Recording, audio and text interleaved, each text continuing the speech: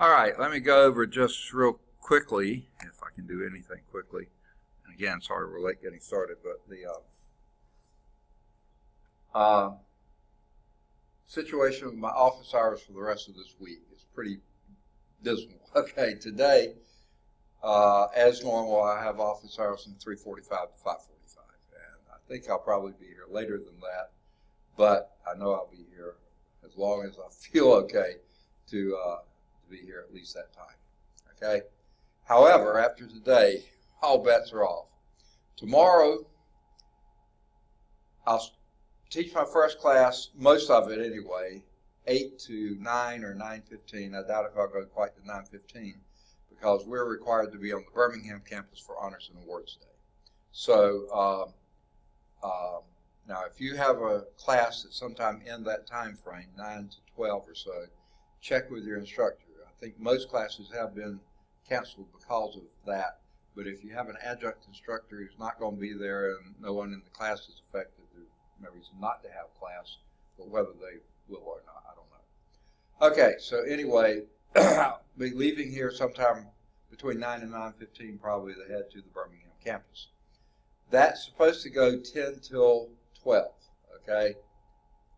That's a long time, and most of the time they never finish on time. So then I'll book it back here, hopefully be here sometime after 12:30, and then I've got class starting at 1:15. So normally my office hours are 10:45 to 1:15. Tomorrow they're going to be no better than 12:30 to 1:15, and then 1:15 that goes until 5:45. So I won't be free after that either. Now, Friday, normally I'm on the Birmingham campus, 7:45 to 1. Not this Friday. I've got an infusion tomorrow, Friday, and that's supposed to start at 8, so I have to be there by 7:45, and usually it's not over until around 4:30 or so. So I won't be going back to campus after that. Shouldn't be driving back to campus after that, so I won't be there.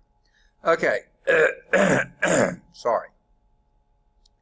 Okay, I think we did this example last time. That was example 6, the horizontal tangent vectors of the cycloid. And I think we talked about conceptual insight, which was after that. And so I think we began with example 7 now.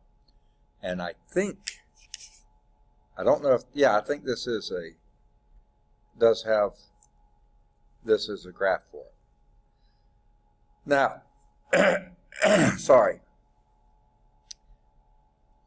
What it says to do here is prove that if R of t, let me get my pen adjusted, R of t has a constant length. Now, how would I express that mathematically?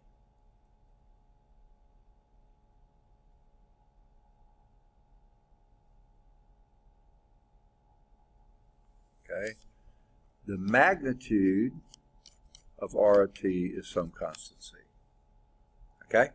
Constant length. Okay?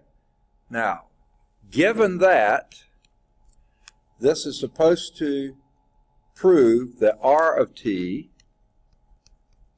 is always going to be orthogonal to, or at right angles to, R prime of t.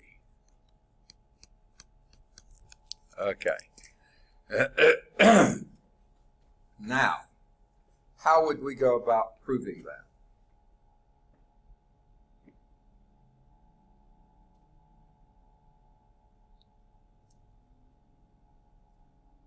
Okay. Well, one thing might be to, what would be another way to express that R prime of t is orthogonal to R of t is orthogonal to R prime of t?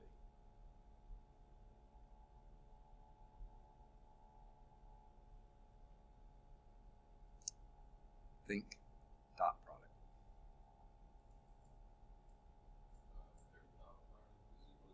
Yes, the dot product would equal 0.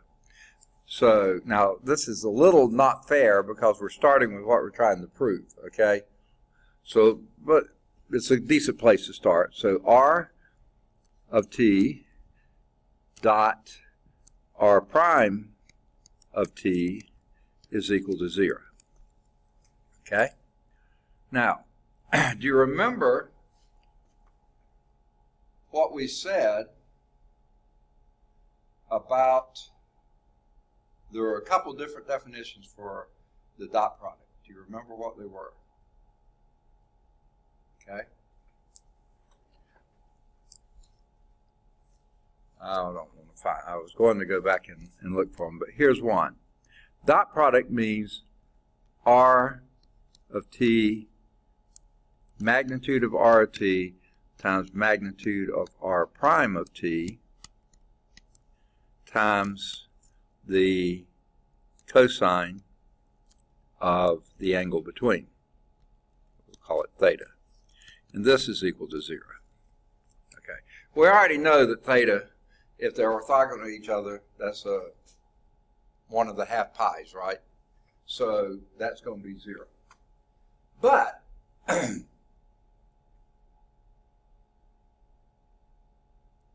if this is a constant, let's see, will that work?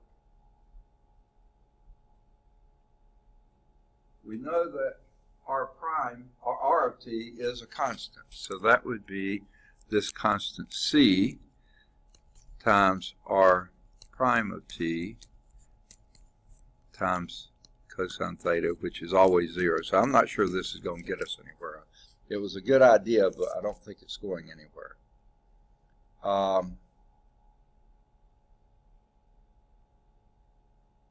So we didn't really start at the right place.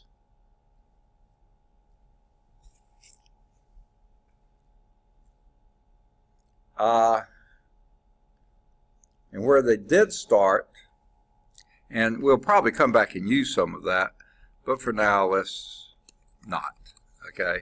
But keep it in mind, because that's probably going to come out in the wash anyway, so hang on to the concept, okay?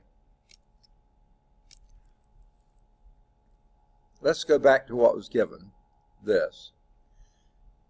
Now, this is a strange way to begin the problem in my thought, in my mind. But here's how they started. If we have what the magnitude of a vector is, or more specifically,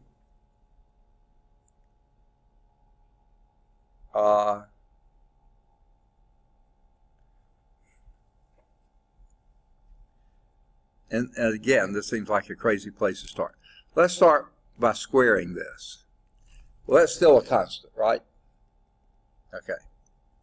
Now, let's take the derivative of that square, okay?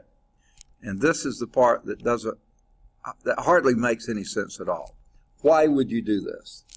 D by dt of this thing, R of t magnitude squared. And we know that derivatives are going to be 0, because the derivative of that would be d by dt of the constant, whatever constant it is, t squared, whatever, that's going to be 0. Okay? But let's do the dot product of this. I mean, I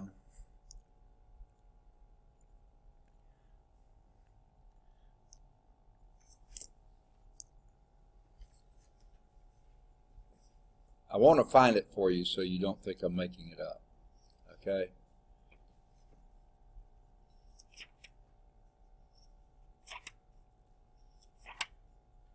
Cross product, dot product. Okay. If you turn, for instance, to page 649,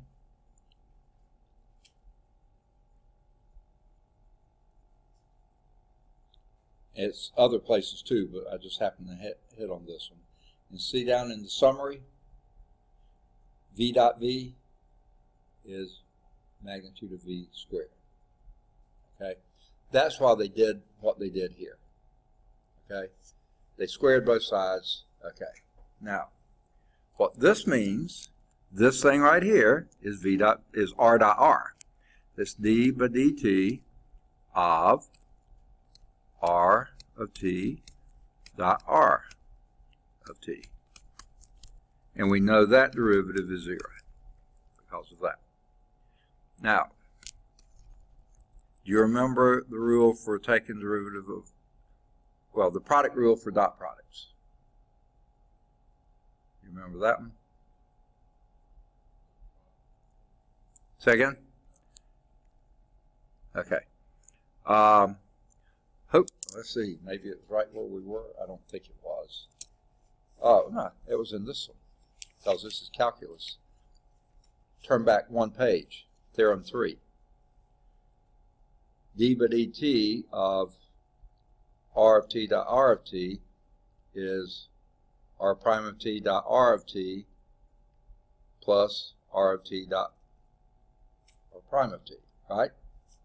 So basically that's saying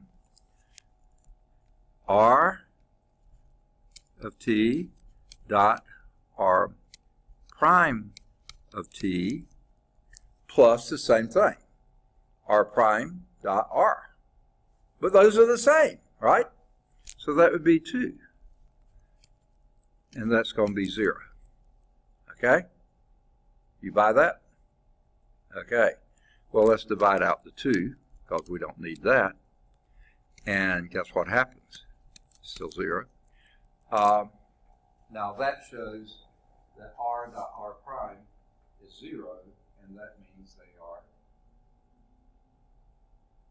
orthogonal. Exactly. That proves it. Okay? Strange sort of way to do it, but it certainly works. It works pretty nicely too. Okay? Now, the figure in our new edition of the text it's a lot less messy than the one in the old. Figure 6 in the old, you had these circles everywhere. Here in ours, it's a lot simpler, and I think it's easier to see. But that's saying no matter where you do your radius to, and by the way, if the magnitude of a vector is always constant, you've got a sphere. Okay? Okay? No matter where you point, it's always constant. You can just define the sphere. So any radius dot the derivative of that radius, that's always orthogonal. Because wherever you are, the radius is tangent to the spherical surface, and the radius is perpendicular to the spherical surface. So they are always perpendicular. And that's your graphical insight. The result of example 7 has a geometric explanation. A vector of parameterization r of t is a constant, consisting of vectors of constant length. Good deal. Here's the silver. Double the class size. Okay, good for you.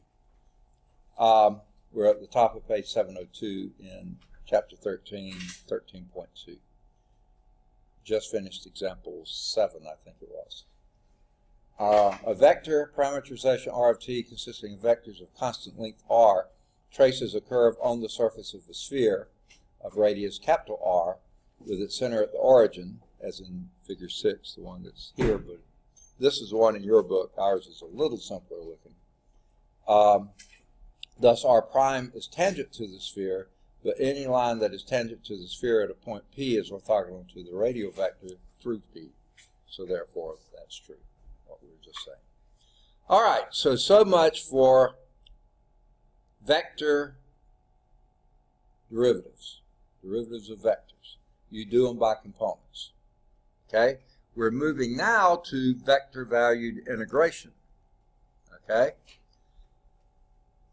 The integral of a vector-value function can be defined in terms of Riemann sums, as in Chapter 5. We define it more simply via component-wise integration. How did you take derivatives of a vector? By the components. How do you integrate a vector? By the components. Okay? And those two definitions are equivalent. So here's what we've got. I think I'll go to a clean, not quite a clean page, but a cleaner page, and we'll do this. The integral And they're doing a definite integral now from a to b of r of t dt. Now what does the a and b refer to?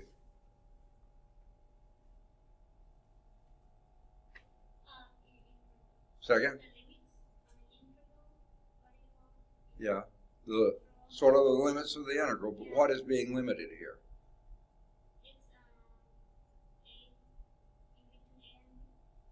Okay, what's between a and b? You may be saying it right, I can't hear well. The what? Not the vector, the t. That's what you differentiate. The t. These are the limits on t, not on the vector, on t. The parameter of the vector, the independent variable of the vector. The a and b refer to the t's there. T equal a to t equal b. Okay? So what this is, and by the way, the integral of a vector, just like the derivative of a vector is a vector, the integral of a vector is a vector. So this is going to be a vector. So open up your vector bracket there, and this will be the same integral from a to b of your x of t dt, and that integral will be your first component of this, because you see x is a scalar function, okay, and t is a scalar. A and b are scalars, so that's just a scalar, but that constitutes your first. If r of t is made up of x of t, y of t, z of t is its components, you integrate each component, and the integral of that is a component of the integral of that vector, okay? And then the second component would be, again, a to b, because this is over t, y of t dt. And you might guess the integral from a to b of z of t dt. Close vector bracket, okay? That's how you do vector integration. Very similar to what we did in vector differentiation. So let's do one. Let's integrate from 0 to pi the vector that consists of 1t sine t dt. What you reckon that's going to be?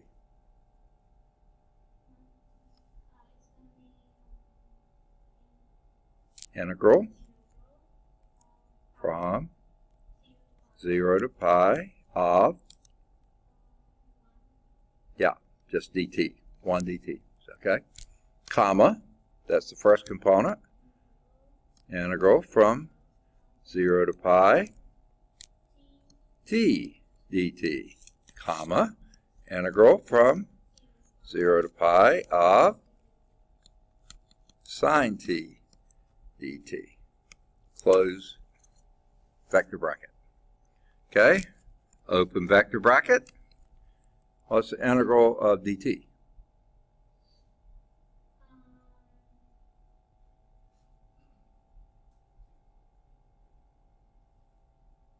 T. And that t is evaluated from 0 to pi, comma, integral of t dt.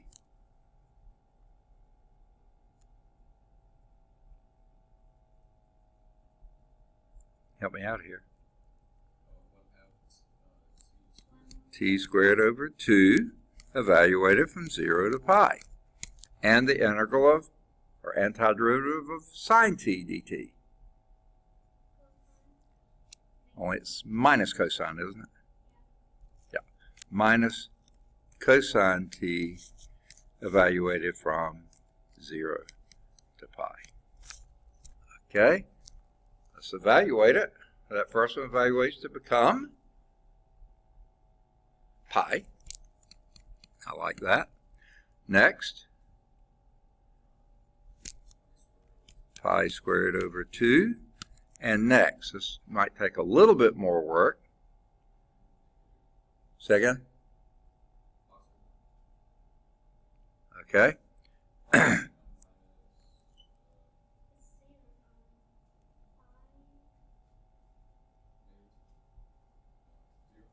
Zero. Okay.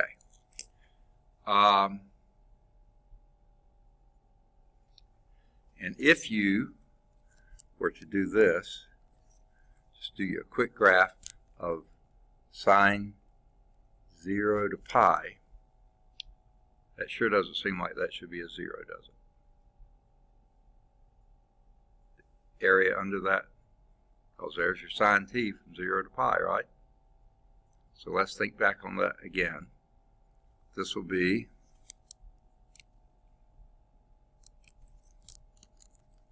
okay. And I know it's all these minuses. It's a minus cosine pi, right? Minus a minus, which is plus cosine 0. Cosine pi is minus 1. No. Yeah, cosine. Let's do the same thing for cosine. It does like this, right? I should have done a different color there. What color you want cosine in? Second? What color you want cosine in? Yellow? Yeah, it's hardly going to show, but let's try it. That's your cosine from 0 to pi, isn't it? So down here it's minus 1, minus, okay. So minus of this, which is 1, minus a minus, because it was minus cosine of 0, so this becomes, let's go back to dark, please. This will be 2. Pi halves, or pi squared over 2, 2. Okay. It never hurts, especially the simple sort of seeming sine and cosine functions, and just about any function. Go back and say the integral represents area on a curve. That one can't be 0. Okay? And when you do that in, and what the deal is, you got all the minuses. You got a minus here, a minus there, and then you got a minus, which is plus, and then that's a plus. So yeah, that's what I came up to. Okay? And they got pi squared over 2, or 1/2 pi squared, 2. Good for them. Now, an antiderivative of r of t is a vector value function, capital R of t, such that capital R prime of t is little r of t. So just like we did before. Sorry. In the single variable case, two functions f1 and f2 with the same derivatives differ by a constant. Similarly, two vector value functions with the same derivative differ by a constant vector, not a constant number, a constant vector. That is a vector that does not depend on the variable t. And this is proved by applying the scalar result to each component of r of t. And I think that's what theorem 4 does. Sorry. Some taco salad for lunch, and I ate it too fast, and now I'm paying for it. Okay. Let's zoom in on this so you can see it maybe a little easier. This is theorem 4.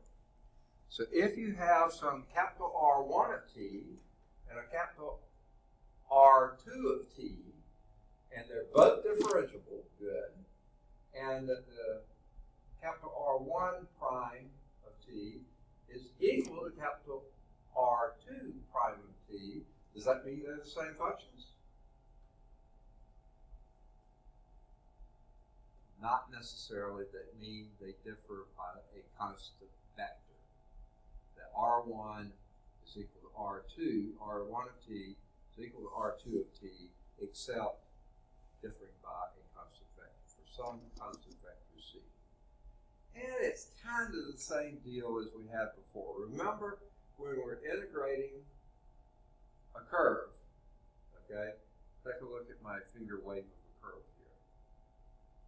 Okay? A curve like this and a curve like this, the derivatives are going to be identical, but they differ by a constant. So the area under those curves are going to be the same, except differing by a constant.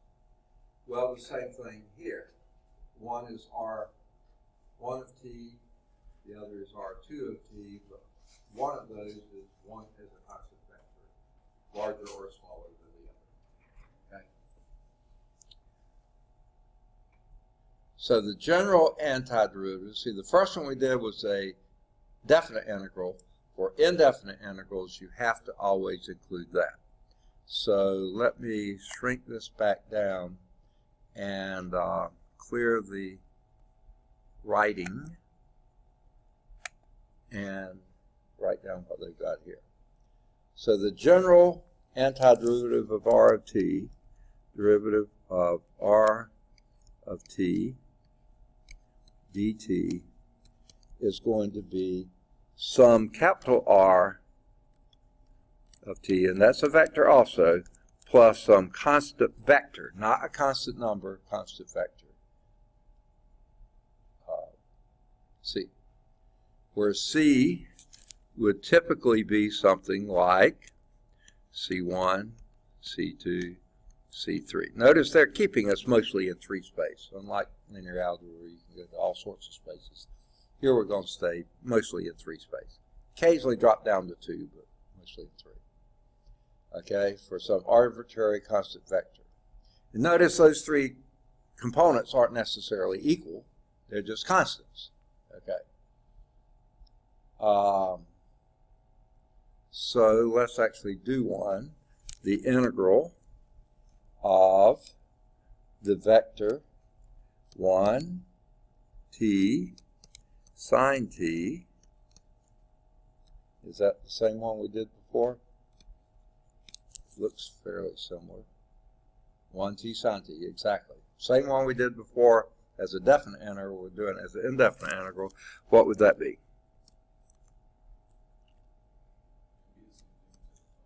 Say again? Yeah, and what would that be?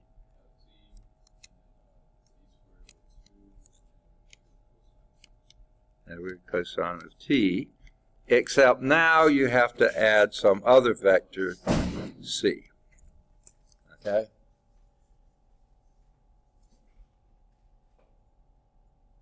And so your final answer would then be a vector that would be t plus c1, where c1 now is a scalar, t squared over 2 plus c2, whatever that second component was, and minus cosine t plus c3. So every one of your components has some arbitrary constant in it. And they definitely don't have to be the same values. All right. So far everything's working pretty much, I think, parallel to what we expect in scalar integration. In other words, you're integrating scalar functions, not vector functions. They follow pretty much along. It's not just that you get a constant difference, you get a constant vector difference.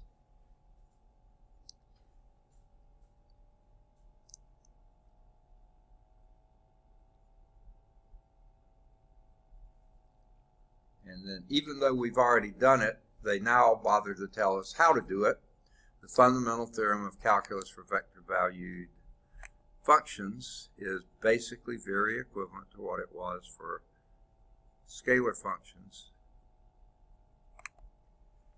In that, sorry, if R of t is a continuous vector on some interval a to b, where a to b represents the values of t, not of r, t. And in capital R of t is the antiderivative for little r of t, both vectors by the way, then the definite integral from a to b of r of t, little r of t, dt, is capital R of b minus capital R of a. Okay? And that will give you a vector because this is vectors, differences in vectors. So we did that actually before without. Did you have a question? Yeah. C is a vector, so it has different values. That's why in the book it has like C1, C2, and C3. Yeah, they can be any numbers in the world. Negative pi thirds, e to the third, 7. Okay. Anything. They don't have to be related to each other at all. Okay. but it's just some constant vector. Okay, let's see if we can do example 8. The path of a particle satisfies this equation. dr dt is equal to the vector 1 minus 6 3t, 6 sine of 3t, comma, 1/5 t. Now that we're down in 2 space now. Okay? Find the particle's location at t is equal to 4. Find r of 4. Okay? If r of 0 is equal to 4, 1. In 2 space now. I write 2, I was saying 2 space, and rather than writing 4, I wrote 2. Duh. It's been a weird day. Okay. 4, 1. Okay. That's the position vector at r equals 0, at t equals 0. Okay? All right. Now, they shouldn't really be giving you differential equations, but they did. But it's not that bad.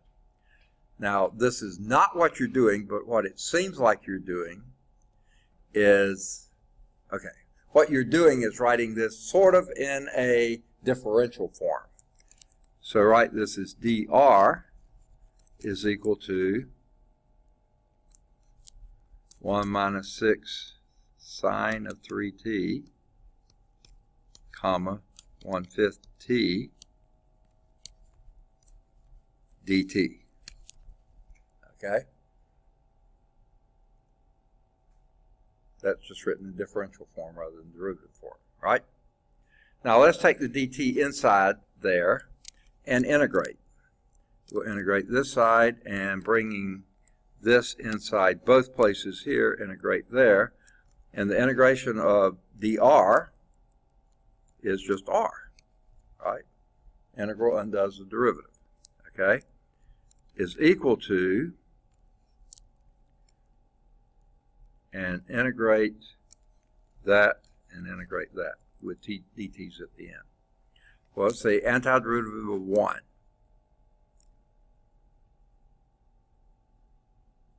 Antiderivative of 1. T minus, and the antiderivative of 6 sine 3t. Let's start with the 6. We'll leave that alone for now. And that would be, antiderivative of sine would be cosine, negative cosine, so we'll make that a plus of 3t, but then antiderivative, if it's a derivative you multiply by 3, antiderivative you divide by 3, so that makes a 2 there. Okay? All right. Plus C1, let's call it, because you've got to have a constant there. That's supposed to be a C1, okay. And the antiderivative of 1/5 t dt.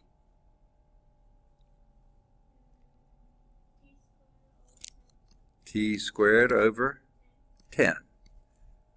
Well, that's plus a T2, okay, because it's an indefinite integral, right? All right, now, this is your r of t. Let's plug in what we know.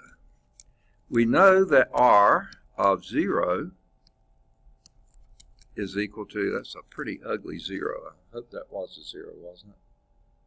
Yeah, it was a 0. It's just ugly. Okay, still pretty ugly, but r of 0 is 4, 1. And that is, if you plug this in, what do you get? Plug in a 0 there, what do you get? A 0 there plus 2, what's cosine of 0 is? 1. So 2 plus 1, which is going to be a 3, plus C1. Okay? Comma. What happens if you put a 0 in there? 0 plus C2. So you just get a C2 left, right? But this is equal to 4, 1. So let's break those down by components. 4 is equal to 3 plus C1. That's going to be hard to figure. And the next one is 1 is equal to C2. That's going to really be hard to figure. So what do we get our C1 to be?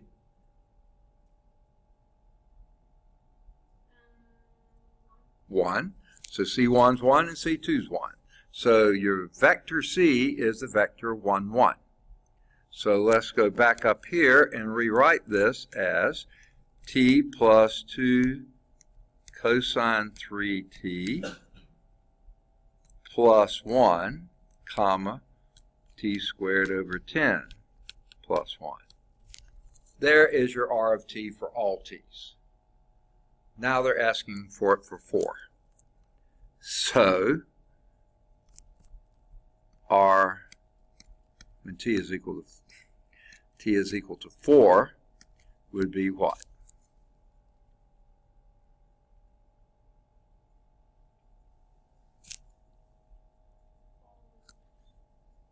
Four, right?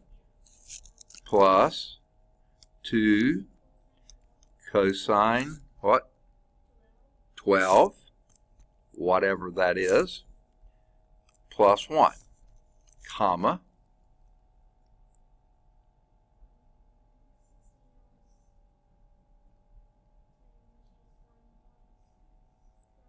okay, how about, let's just keep it 16 tenths plus 10 tenths would be, okay, I was just, 16 tenths was 8 fifths plus 1, which would be 5 fifths would be,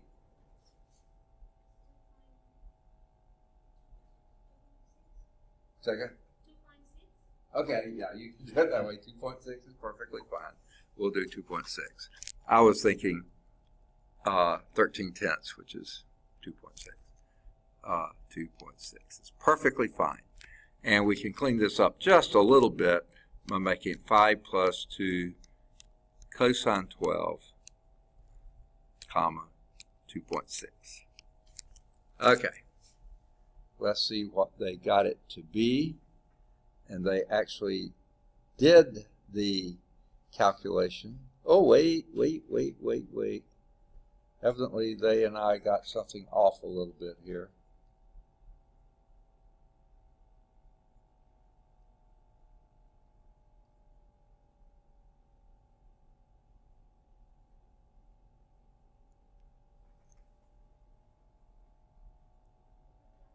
Okay, when they put in a 0 there, I forgot this 2 here. Cosine of that is 1, we had a 2. That should have been a 2. Well, no, that's the wrong place. Wrong place. That was right. Okay.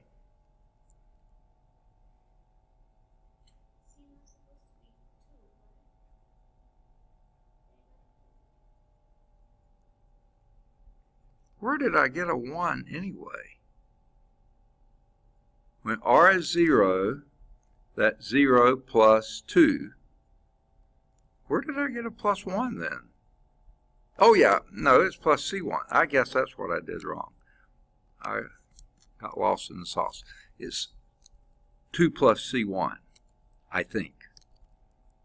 And then C2. And then that makes, I don't know where that 1 came from. That makes that a 2.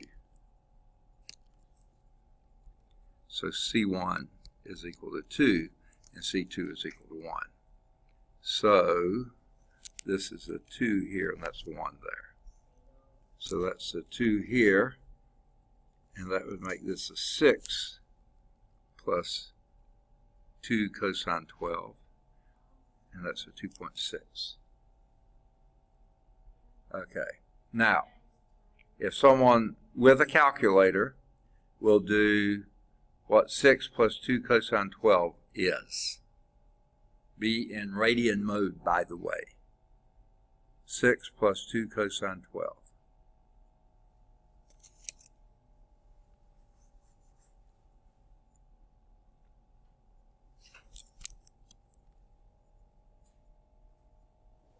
Be sure you're in radian mode.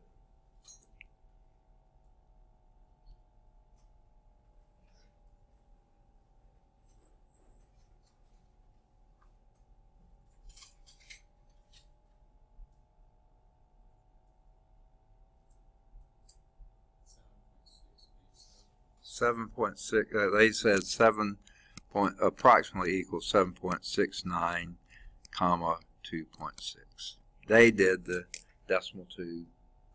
Laugh at me. Okay. All right. That finishes 13.2. Want to do the preliminary questions? Okay. State 3 forms of the product rule for vectored valued functions. That's just a statement. Okay. If you look just above the page where we are, you'll see it. A scalar times a vector, now this is a scalar function times a vector function, then that would be f prime is a scalar function, f is a scalar function, and r is the vector function, f prime r plus f r prime. If it's a dot product, it's r1 dot r2 prime plus r1 prime dot r2. Either order, it doesn't matter. But for the cross product, the order does definitely matter. It's r1 prime cross r2 plus r1 cross r2 prime. Don't get your r1 and r2 out of order, but you can add them either way. You could have said r1 cross r2 prime plus r1 prime cross r2. That would have given you the same result. So that part of the order doesn't matter. So those are the 3. Just look at the page above and you've got them there. Okay?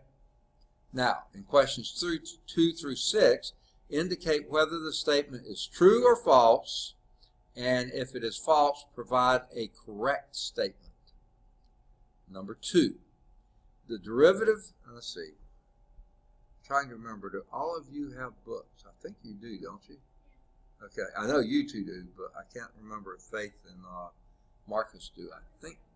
I know Marcus does, doesn't he? He had one last term. And Faith has one too? Okay, all right. So I'm not going to write these down. The derivative of a vector valued function is defined as the limit of the difference quotient, just as in the scalar valued case. The derivative of a vector valued function is defined as the limit of the difference quotient, just as in the scalar valued case. What you think, true or false?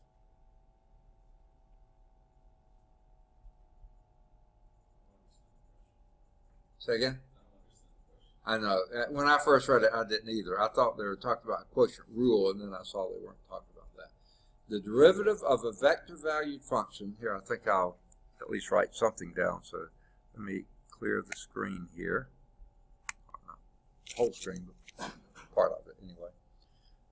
So here you have a vector value function. Our favorite is r.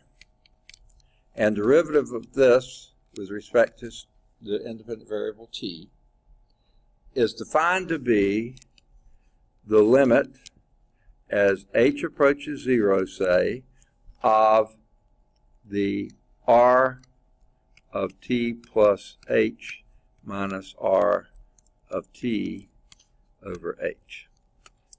That's what it's meaning. The limit of the difference quotient, that's the difference quotient, just as in the scalar value case. I would say true. Okay? I would definitely say true. Let's see what they say. This is 13.2. If you play cribbage, that makes sense. Okay, that definitely is true. Okay? Only it's 15 too. Sorry about that. Okay, number 3. There are 2 chain rules for vector value functions. One for the composite of 2 vector value functions and one for the composite of a vector value and a scalar valued function. What you think?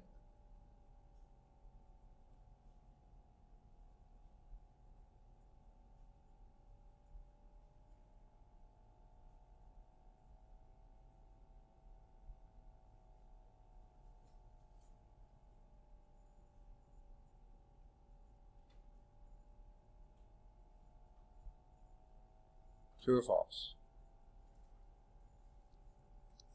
One hint, look above you on the same page, summary, and you only see one definition of a chain rule.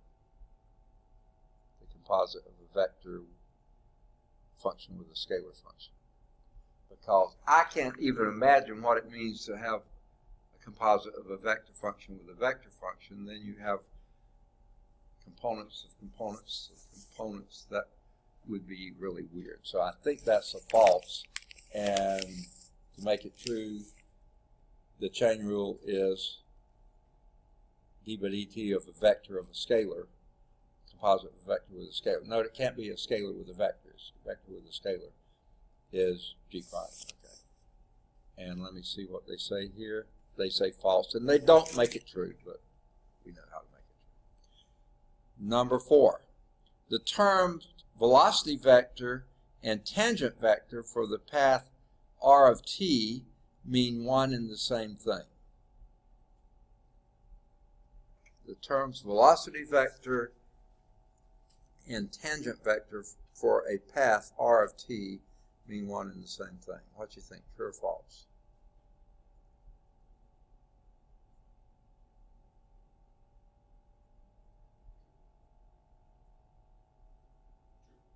I would say true too, and they say true is what's good. The only thing I was trying to think, velocity vector would be fixed in the value with whatever you have there, and a tangent vector is any tangent vector. I mean, it wouldn't have to be the, but I think they meant it to be the same thing.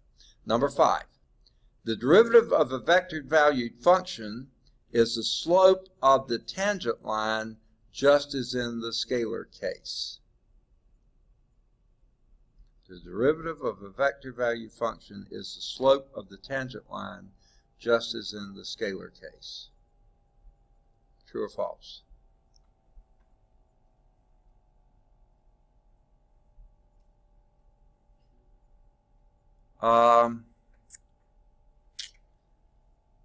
I have a little bit of a problem there too, and maybe I'm reading too much into it. In a scalar case, it is a slope. But in the vector case, it's a vector, not just a slope. It's not just a number. It actually is a vector. So I don't know which way they're going to go with that. They say false, and I think that's the reason. That's not in the summary above.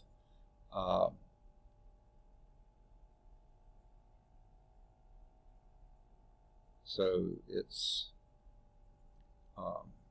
if you look at that linearization function there, if you were doing the equivalent thing for a scalar function, you would just have y is equal to basically mt plus b, right? But here, everything's vectors. So your slope is not just m, it's r prime t, which is actually a vector.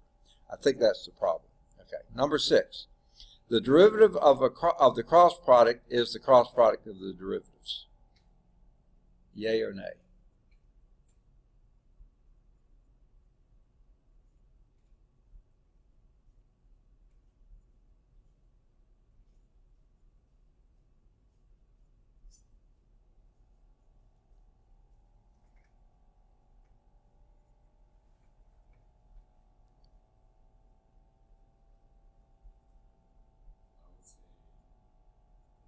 No, I would say no too, because the derivative of a product is not the product of the derivatives of any function, so it certainly wouldn't be for cross product. That would be false too.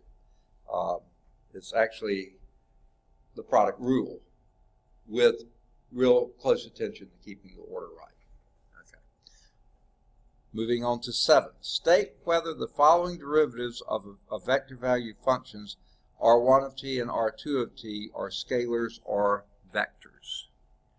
A. All you're doing is stating whether they're scalars or vectors. d by dt of R1 of t. R1 of t is a vector. Scalar or vector? Vector for sure. Number B, letter B. d by dt. Y'all want to do these just reading them out? It's what?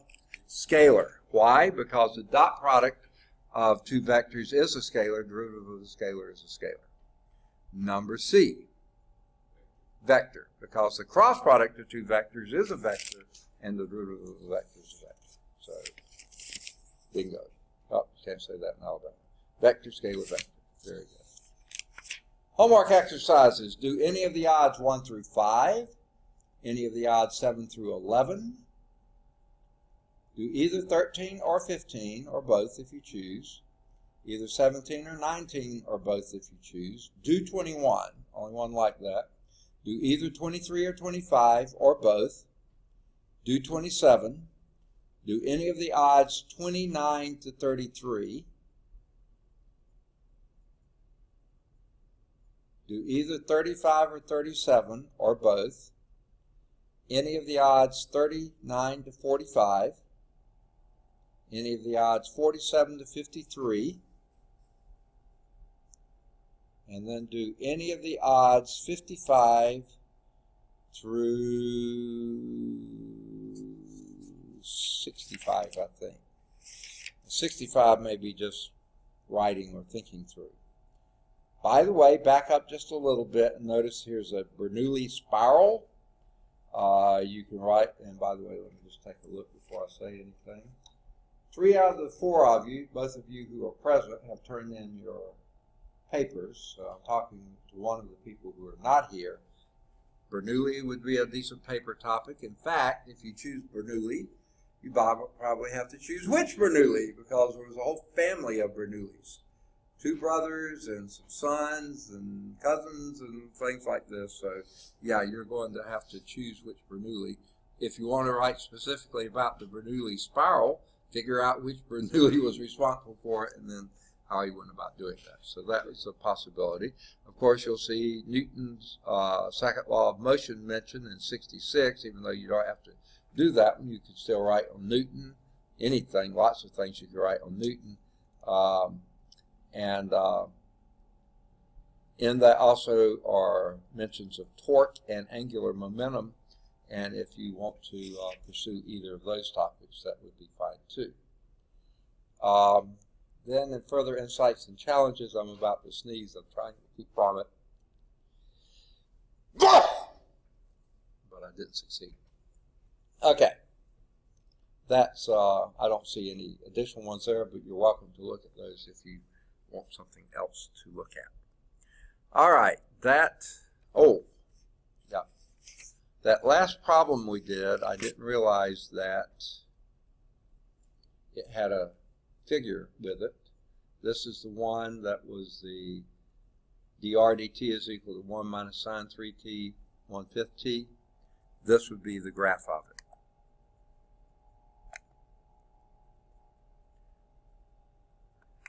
Okay, this is a particle path in 2. Yeah. Our answer we got was r of t is equal to, no, it was somewhere here. There it is. T plus 2 cosine 3t, comma, 1/10 t squared plus 1. That's the final answer you got there. I'm sorry. T plus 2 cosine 3t plus 2, comma, 1/10 t squared plus 1. Okay? There's that particle path. A real squiggly one. I don't know if any of you have ever driven Highway 101 down the California coast, Pacific coast of California. That reminds me of that. In and out, up and down, yeah. That's very similar to driving that. Beautiful scenic view, but better to have someone else drive it so you can enjoy the scenery. Otherwise, you're focusing on the road and you miss it all. But it is phenomenal. Okay. And there was, when t is equal to 0, we're at 4:1, that was what was given to us. Now, without knowing that, any curve that went like this, you know, above, below, anywhere down here, would be a possible solution. This one is the one that starts here, and when it starts there, it winds up there. And it's going along the path in that direction. Yeah. How many more tests are we going to have here? Okay. I've been worrying about that. We're running out of term, and we really, this is all really great stuff, and it's important stuff, but there's two more big topics we haven't even hit yet. Partial derivatives and multiple integration, both of which are pretty important concepts. So there ain't no way we're going to finish all the chapters. So I was wondering how we ought to manage this. What have we got left?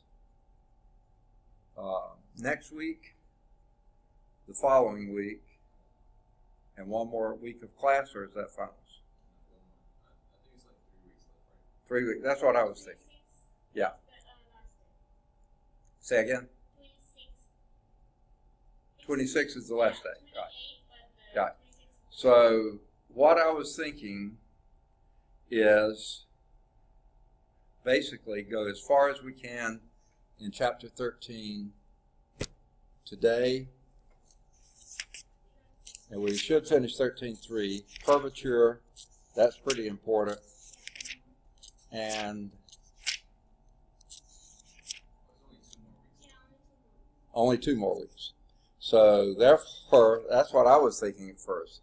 Okay, therefore what I was thinking is go as far as we can in 13 today.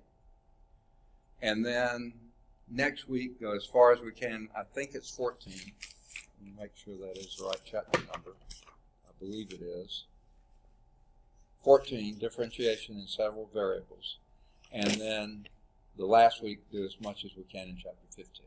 So you at least be exposed to all that. And then there'll be one test, and it'll have probably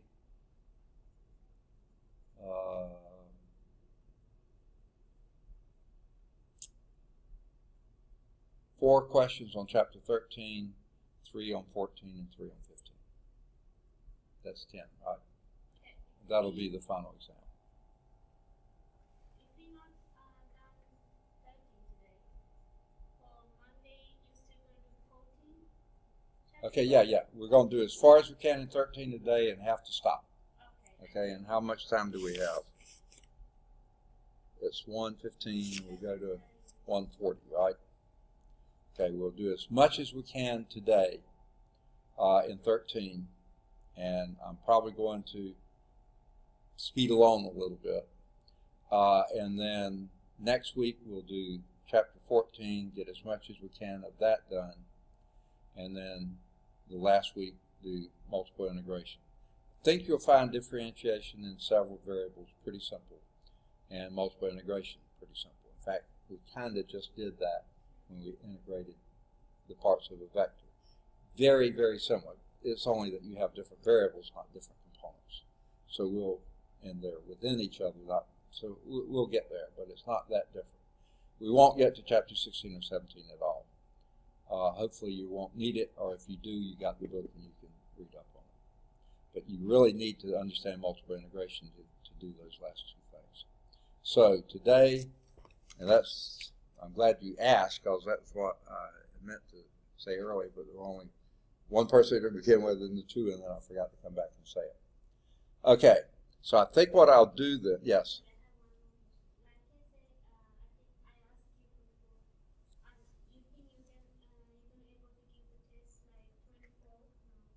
Say that again. Yeah, have it ready. By 24, Yeah. Okay, I'll try to.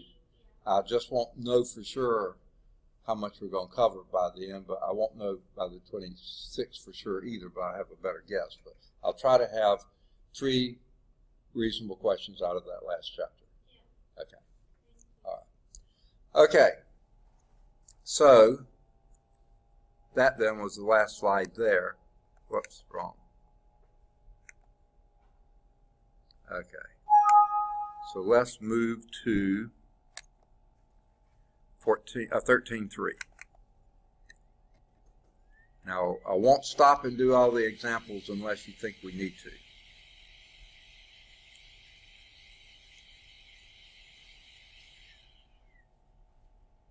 Okay.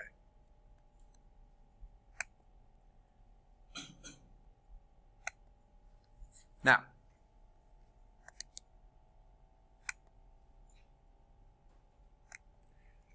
okay. How do we integrate along a parameterized curve? That's sort of an issue, isn't it? You're not doing an area under the curve, you're doing the length of a curve. So this is how we approximate an arc of a curve going from A to B, and this is some parameterized curve R of t. Okay? Well, you break that t into increments. Between A and B, let's say 6. They did it in 6. And they look like fairly even. Here's T0 to T1, T1 to T2, T2 to T3, T3 to T4, T4 to T5, and T5 to T6. And we'll call that T6 like we call that T0, or R0. Okay. I'm sorry. T0 and T6, but it's R of T0 and R of T6. Okay?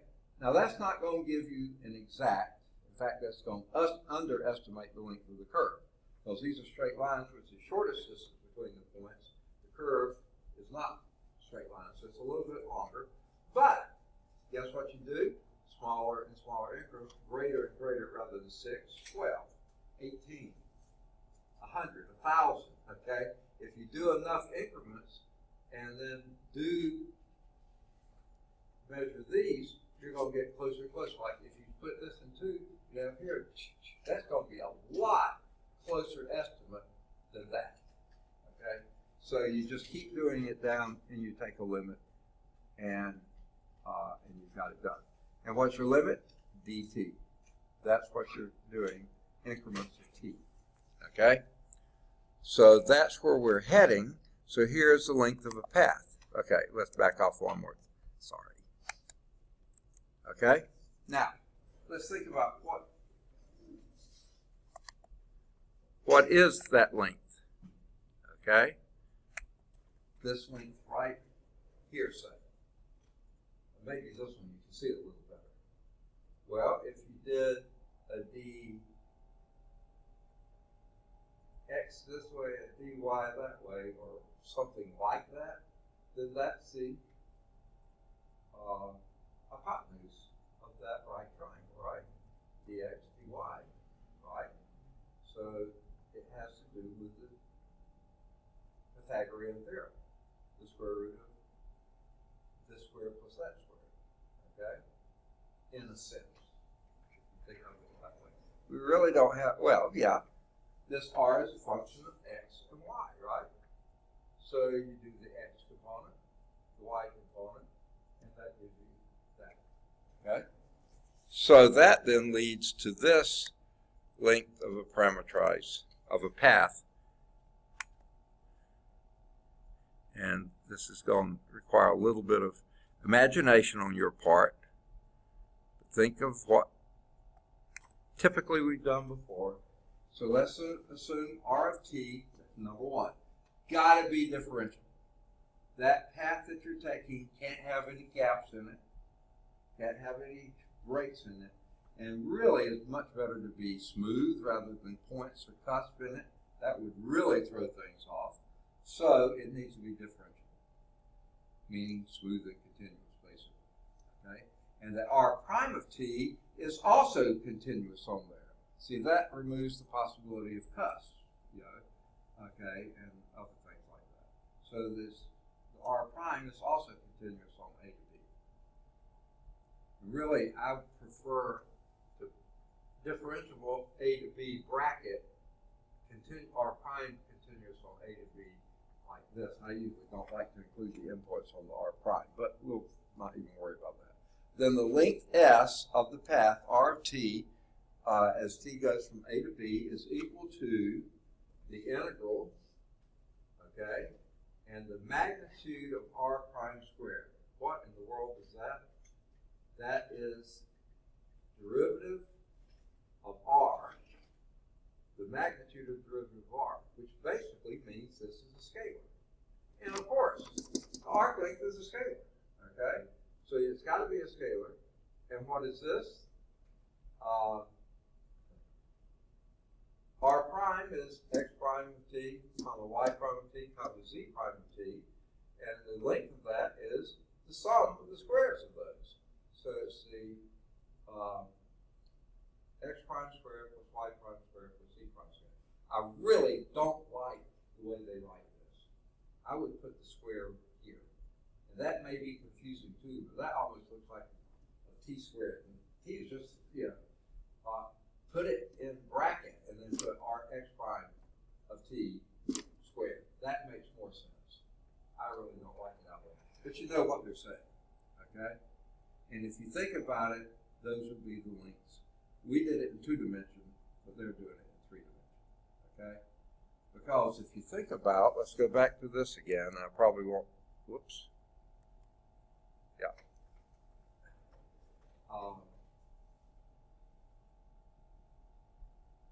Dx squared, dy squared, and that's dz squared, ds squared, okay. So this is your approximating your s, and it's the x squared plus y squared in 3 dimensions. Derivative squared, the sum of the 3 derivatives, not just 2. And so, yeah, that lends to this. There's your formula for the length of a path. Square root of, basically, a distance formula, the length of your components, the derivatives of the components. Okay? Now,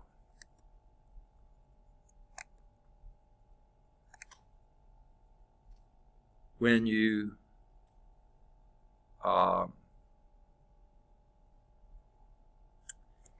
remember how we went from, I don't know quite what to call this. If you didn't have limits there, you call it indefinite interval. If you have A and B there, you call it a definite interval. If you have a fixed one and a variable other one, then you call this a length as a function of time. Because the time here is your variable. They changed what was t's here to a dummy variable u, and then this gives you s as a function of t. So you can do this part, or that part, or that part, so you let the t vary and you do that. We did something similar to that back with the fundamental theorem of calculus, if you remember that. I can't remember the part, I think it's part 2, fundamental theorem of calculus. We wrote things in this way. Okay. Don't sweat it too much because you don't really use it that much. But you see the only difference in this and that is that you make this a dummy variable, they made it u, you can make it anything you want to, it gets integrated out. But to make the t here, leave the a, but make the b a t. So now this is a function of t. That's a dummy variable. Why they didn't come up with a new parameter, leave the t's as a dt, and make this a s of u, to me that would have made it much or more sense. Okay. Now, we're going to do 2 things here. There's your arc length as a function of your variable t, right? The next thing we're going to do is take the speed along the path. Speed at time t is ds dt, and when you take ds dt of an integral, you lose the integral unknows the derivative unknows the integral, and you're left with argument. And that leaves you with r of t, the magnitude of r of t. Okay? Now, I know the Silva has had physics. Have you had physics sometime in your past high school? Okay? R prime was often called the velocity vector. The magnitude of the velocity vector is the speed. Didn't y'all do that too? Velocity was a vector quantity, speed a scalar quantity. Okay, so the magnitude of the velocity vector is a scalar, is speed. So really it's saying the same thing we did before. This though is a scalar, not a vector. Okay? The speed along that path. Okay? All right.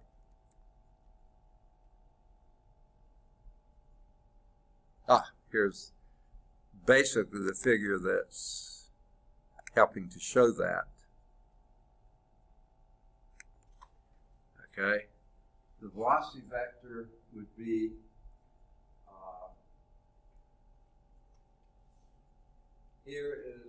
here's your path, the pink line. Here is your r at t0, r at t1. Now just looking, r at t0 obviously is shorter than r at t1, so the r is changing in a positive direction there, positive amount. So the r prime is fairly large, okay? But if you do r of t2 here, and you see there's not as much change between r at t1 and r at t2, then this amount of change in the same increment of t is less, so therefore the r prime is less there. So the speed is slowing down. Well, that sort of makes sense. In the fact, now not only is r changing in magnitude, but it's also changing in direction pretty markedly. This has greater curvature, this has less curvature here, so you would expect the R1 prime to be a little bit greater. Okay, the velocity vector is longer at T1 than at T0 than at T1, indicating the particle is moving faster at T0 than it is at T1. Yeah, that's what velocity tells you.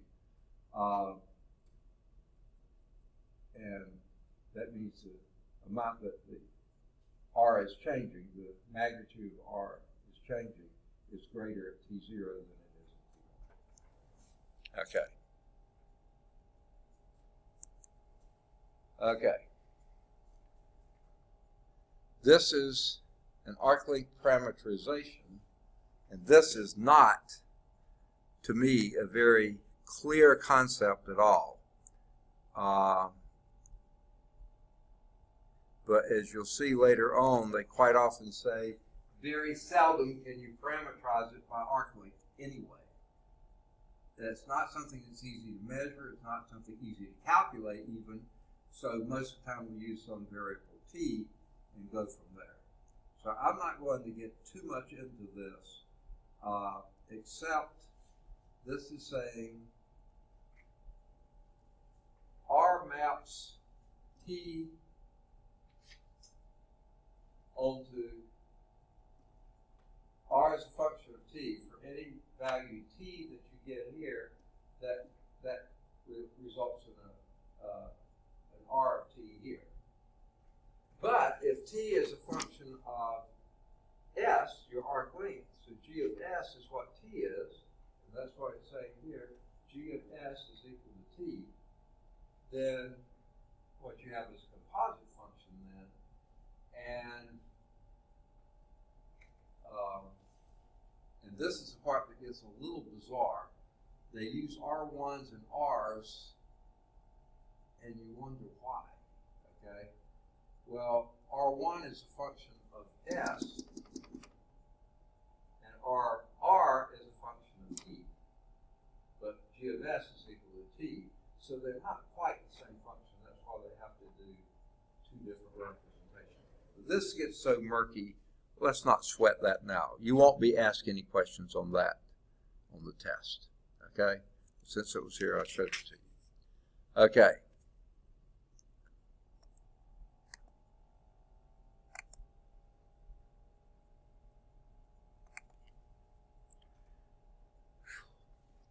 Again, an arc length parameterization. Here's the deal.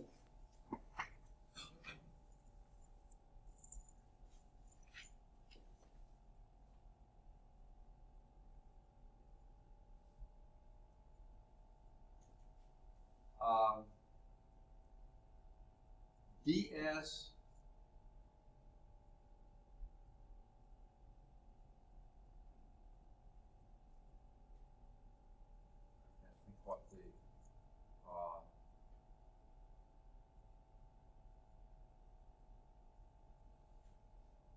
these are R's.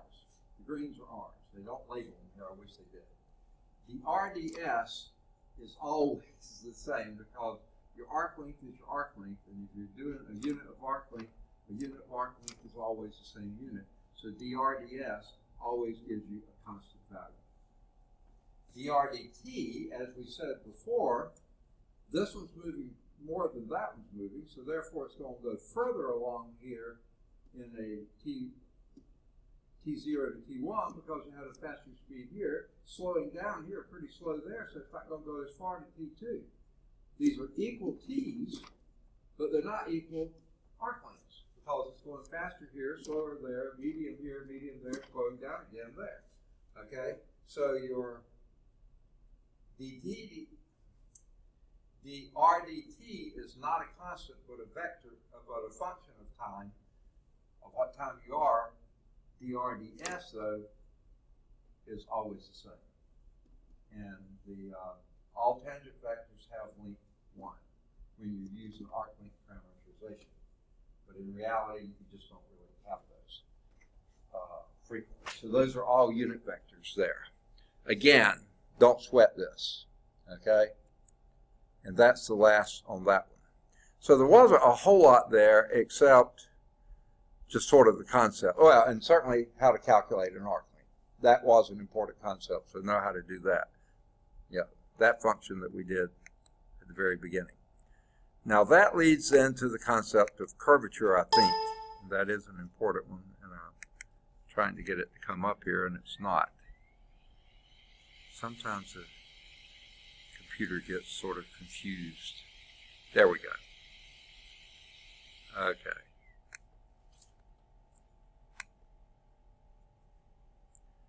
I'm not going to spend much time on this, but except to show that math and physics are everywhere, even when you're having a lot of fun. Curvature is a key ingredient in roller coaster design and lots of other fun things too. Okay? Including your good old DNA. The curvature is pretty important. Biochemists study the effect of curvature in the DNA strands on biological processes. Now, I can't answer how. Maybe one of you will one day get into that kind of stuff. But it probably has a pretty significant impact on genetics. Okay. So what are we talking about here? Now, these are some important concepts to know. Okay? Especially if you're dealing with parameter T, whatever that parameterization is, the one we usually deal with, easy to measure, generally easy to deal with. But if you have R as a function of T, that parameter T, that's a displacement, right? R is a displacement vector. Okay. The RDT, or R prime of T, is basically your velocity vector, right? Now this is why a little earlier I was trying to make a little bit of a distinction, but not trying to give things away yet. Velocity vector can vary, and we saw that before, as a function of time, T. Let's not call it time, it could be. But you can define a unit tangent vector. Of course, the R prime is always tangent to the curve, right? Always. That's what your velocity vector is, always tangent to the curve, pointing in the direction it's going, and always tangent to the curve. But to make it a unit vector, divide by the magnitude of this. And that's going to be, and we call that the unit tangent vector, and give it a capital T. And I usually put a hat over it to remind myself that is a unit vector. This is not, that is.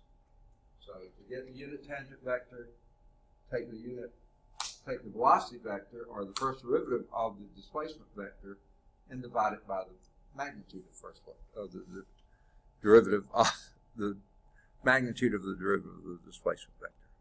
Okay? Now, I don't think this is all that important of a slide. Let me just see if there's anything really important we need to say here. I don't think so. Second derivative. This is a scalar function, okay?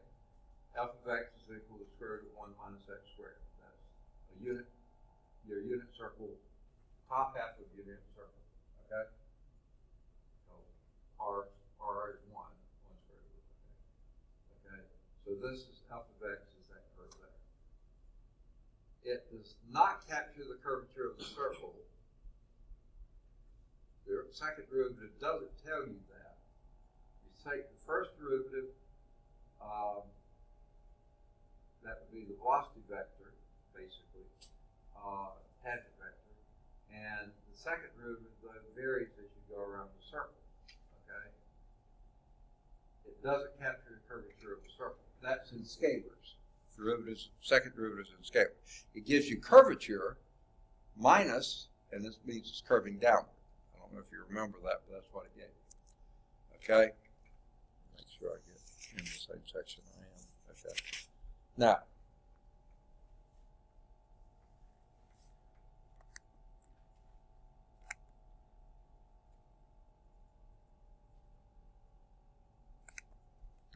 the unit tangent vector varies in direction, but never in length, because it's a unit vector.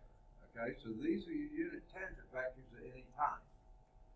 Notice here the unit tangent vector is almost along the path. You know, certainly tangent to the path. The path is not curving a lot, so it's the same. So it hasn't changed much when it went from here to here. It changed a little bit. When it went from here to here, it's doing a little bit greater change.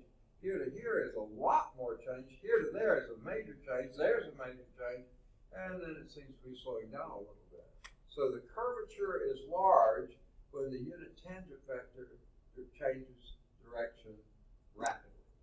So dt, remember your unit tangent vector, dt little t, okay? When that's a large number, your curvature is large. When it's a small number, the curvature is small. The unit tangent vector varies in direction, but not its length. So what you're measuring there is the change of direction, because the length stays the same. So here is then a formula for curvature. And curvature is given the symbol, it's the Greek symbol kappa, which is a lot like our K. That's why it looks a lot like a K, but it's not quite a K.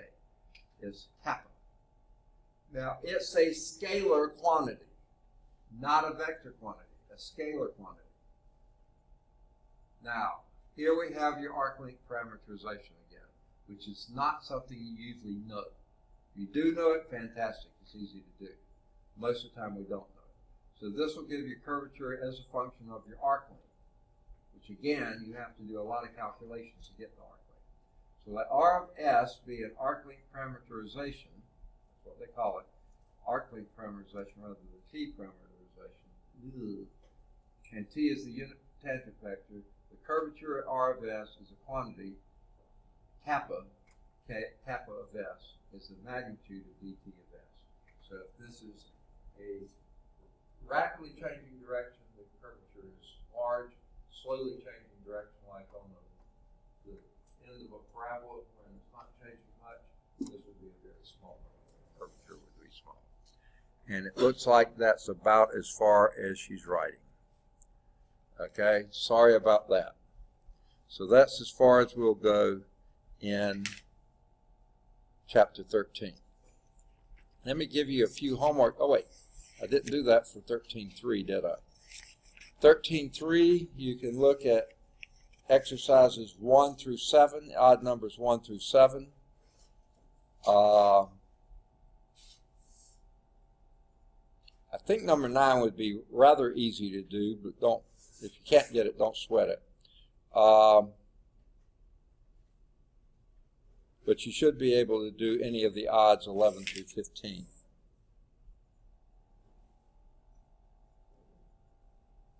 Okay, and I'll let you do some of the others there. The Bernoulli's spiral shows up again. Okay, curvature in this chapter. Oh, yuck, we didn't even get to the unit normal vector. Okay, that's a shame. But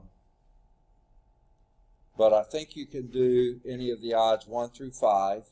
It's calculating R prime, calculating unit tangent vector, and evaluating unit tangent vector at t equal 1. And then I think you can do either 15 or 17 or both.